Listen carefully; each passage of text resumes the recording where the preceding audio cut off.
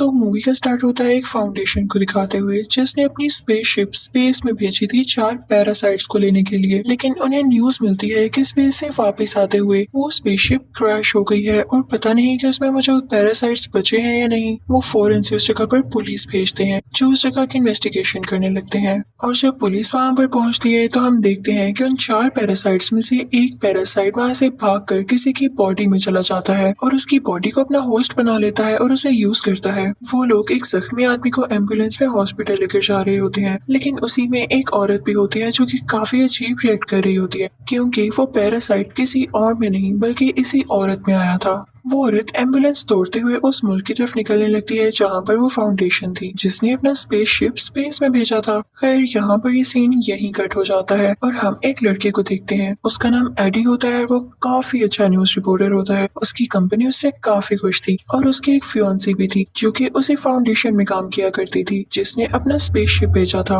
हम देखते हैं कि सुबह होती है और एडी अपने ऑफिस जाता है। उसका बॉस उससे कहता है कि तुम काफी अच्छा काम करते हो और आज जो टास्क मैं तुम्हें देने जा रहा हूँ तुमने उसको भी अच्छे से करना है। दरअसल आज तुमने इंटरव्यू लेना है उसी फाउंडेशन के सीईओ से यानी उसके ऑनर से। तुमने उससे पूछना है कि उसने अपना स्पेसशिप स्पेस में क्यों भेजा और ये सारे पैरासाइट्स का क्या चक्कर है। याद रहे तुम उसे इसके अलावा कोई एक्स्ट्रा बात मत करना क्योंकि वो काफी रिच है और काफी बुरा आदमी भी है। अगर तुमने उसकी पसंद की कोई बात ना की तो वो तुम्हें मरवा भी सकता है। तो एडी अपने बॉस से कहता है कि ठीक है, अब परेशान ना हो, मैं उनसे अच्छे से इंटरव्यू लूंगा और उनसे सिर्फ उनकी इन्वेंशन और डिस्कवरी के बारे में पूछूंगा बस। फिर रात को हम देखते हैं कि एडी अपने घर आ जाता है। उसके सामने उसकी फियांसी का लैपटॉप पड़ा होता है जिस पर उसे किसी की मेल आती है और वो उसी फाउंडेशन की तरफ से थी। वो उस फाउंडेशन के किसी मेंबर ने उसे भेजी थी कि ये फाउंडेशन ठीक नहीं है, ये लोगों की जान ले रही है और ये तुम्हें भी यूज करेगी, तुम इसको छोड़ दो। उसमें उनके एक्सपेरिमेंट्स की सारी डिटेल होती है कि वो पैरासाइट्स कौन है, कहाँ से आए और उनपे क्या क्या एक्सपेरिमेंट्स किए जाने वाले हैं। मासूम लोगों को भी इसके लिए यूज किया जाएगा। एडी को जब ये पता चलता है तो वो सोचता है कि मेरे पास अच्छा मौका है। सुबह मेरा उस आदमी के साथ इंटरव्यू है तो मैं उससे सारी बातें पूछूंगा इवन तो मेरे बॉस ने मुझे मना किया है, लेकिन ये खबर काफी रॉकिंग बन सकती है।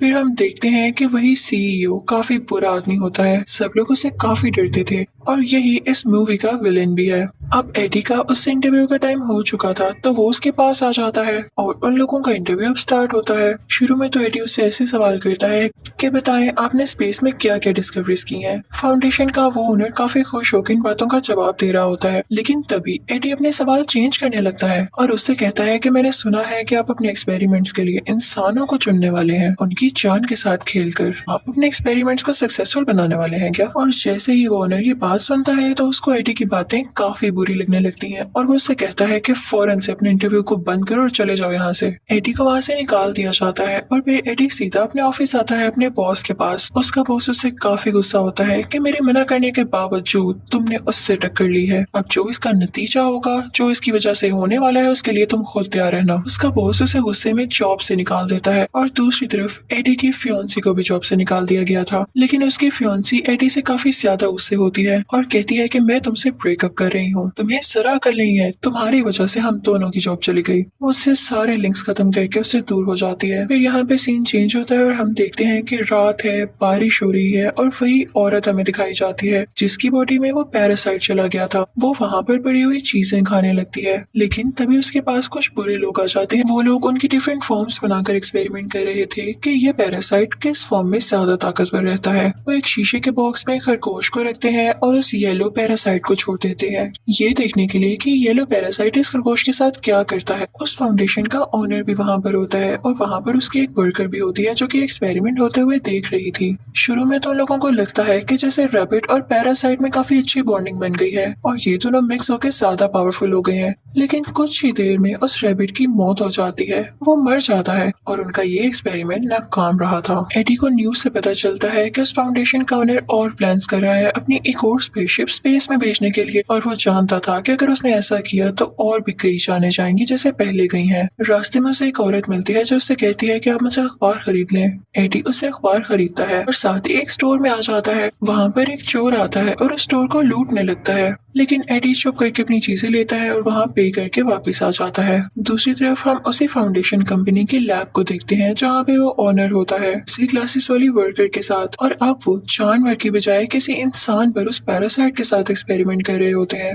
लेकिन वो पैरासाइट इंसान की बॉडी के साथ भी नहीं मिल पाता और उसकी जान ले लेता है। उस क्लासेस वाली लड़की को ये सब देख के काफी बुरा लग रहा होता है। वो फौरन से वहाँ से एडी के पास जाती है और उसे बताती है कि हमारी फाउंडेशन में ये सब हो रहा है। वो उससे मदद मांगती है, लेकिन एडी कहता है कि मैंने अभी प्रोफेशन छोड़ दिया है और मैं अब किसी के साथ टक्कर लेने वाला नहीं। तो वो वर्कर कहती है कि समझने की कोशिश करो, वो ओनर बहुत बुरा आदमी है, वो सबकी जान ले लेगा। वो दरअसल इस दुनिया पे जिंदा रहना चाहता ही नहीं है क्योंकि वो जानता है कि दुनिया जल्दी खत्म होने वाली है। वो स्पेस पर एक्सपेरिमेंट्स कर रहा है ताकि वो वहाँ रह सके। तभी दोस्त ने वहाँ से 4 पैरासाइट यहाँ पर लाए। वो पैरासाइट कोई और नहीं बल्कि स्पेस के क्रिएचर्स थे जो कि काफी पावरफुल थे। लेकिन जब उन 4 पैरासाइट्स को यहाँ पर लेकर आया गया तो उनमें से एक पैरासाइट तो फौरन ही वहाँ से भाग गया था, और अब जो बाकी 3 बचे हैं वो ऑनर उन पर एक्सपेरिमेंट्स कर रहा है और मासूम लोगों की जान ले रहा है। वो एडी से कहती है कि प्लीज कुछ करो, तुम तो जानते हो कि कैसे अप्रोच करना है न्यूज रिपोर्टर्स को, तुम इस न्यूज को पब्लिश कर दो ताकि वो ऑनर पकड़ा जाए। मुझे नहीं बर्दाश्त होता कि लोग मर रहे हैं। तो एडी कहता है कि ठीक है, मैं सारी बात समझ गया हूँ, तुम परेशान ना हो, मैं जल्दी कुछ करता हूँ। एडी चुपके से उस लैब के अंदर जाता है जहाँ पर वो देखता है कि वाकई इंसानों पर एक्सपेरिमेंट्स हो रहे हैं। वो प्रूफ के तौर पर, एविडेंस के तौर पर उन सब लोगों की पिक्चर्स लेने लगता है। तो उसे पता चलता है कि जिस औरत से वो अखबार लिया करता था वो भी वहाँ पर है। एडी को बहुत बुरा लगता है और वो उस लड़की की जान बचाने के लिए उस कांच को तोड़ने लगता है, यानी उस ग्लास डोर को तोड़ने लगता है। वो लड़की वहाँ से बाहर आ जाती है, लेकिन वो उसी पैरासाइट से जुड़ी हुई थी।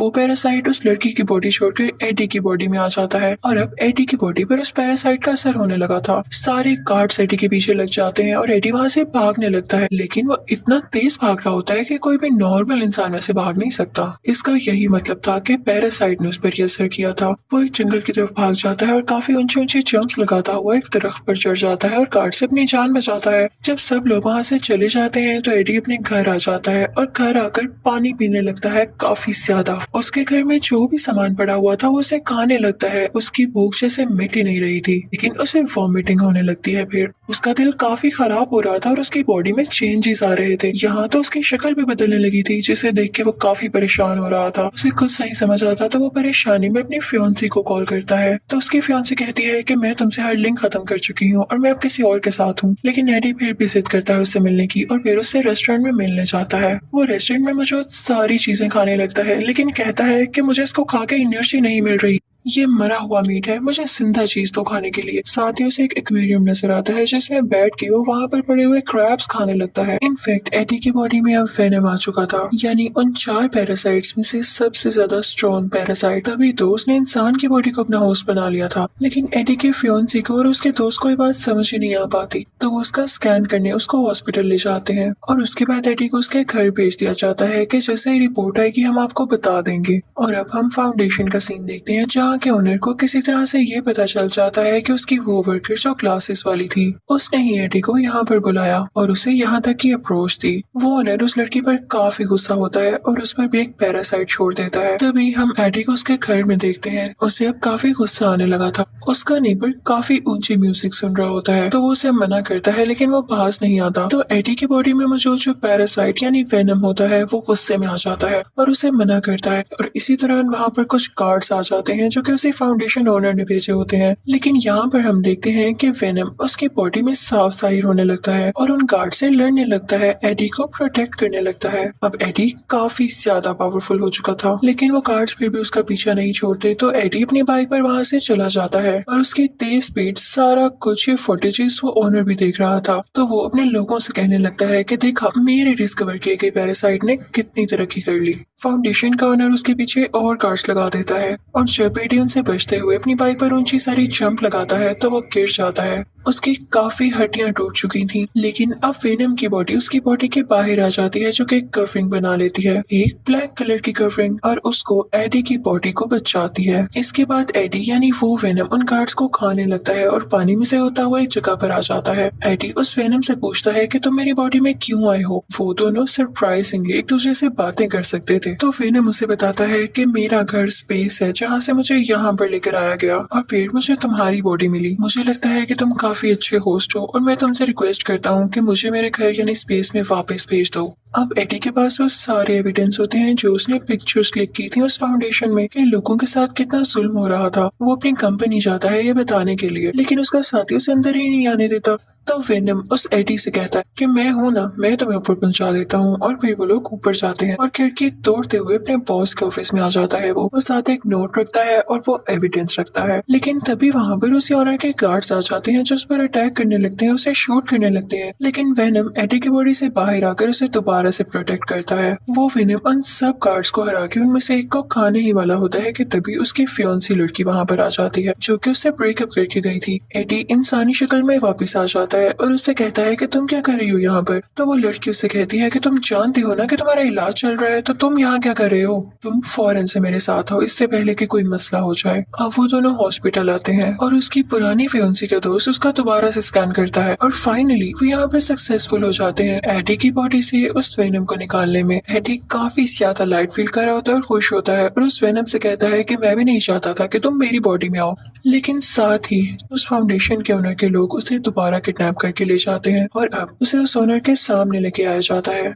हमें पता चलता है कि इस फाउंडेशन के ओनर में भी वो पैरासाइट आ चुका था जो कि किसी बच्ची ने उसकी बॉडी में ट्रांसफर किया। वो ओनर एडी से कहने लगता है कि तुम्हारी बॉडी में जो पैरासाइट है वो मुझे दे दो। तो एडी कहता है कि वो तो थोड़ी ही देर पहले मेरी बॉडी छोड़ के गया है और वो मेरे पास नहीं है, कहीं और है, उसे ढूंढ लो जाके। तो वो ओनर कहने लगता है कि मुझे गुस्सा मत दिलाओ, मैं भी एक पैरासाइट में बदल सकता हूँ। और साथ ही वो एक मॉन्स्टर टाइप पैरासाइट में बदल जाता है जो कि इस मूवी में दूसरा मेन पैरासाइट था। तो एडी कहता है कि प्लीज मुझे इससे मत डराओ, और तुम्हें इस पे इतना मान है ना, थोड़ी ही देर में तुम भी थक जाओगे इससे, ये तुम पे अपना पूरा कंट्रोल करेगा।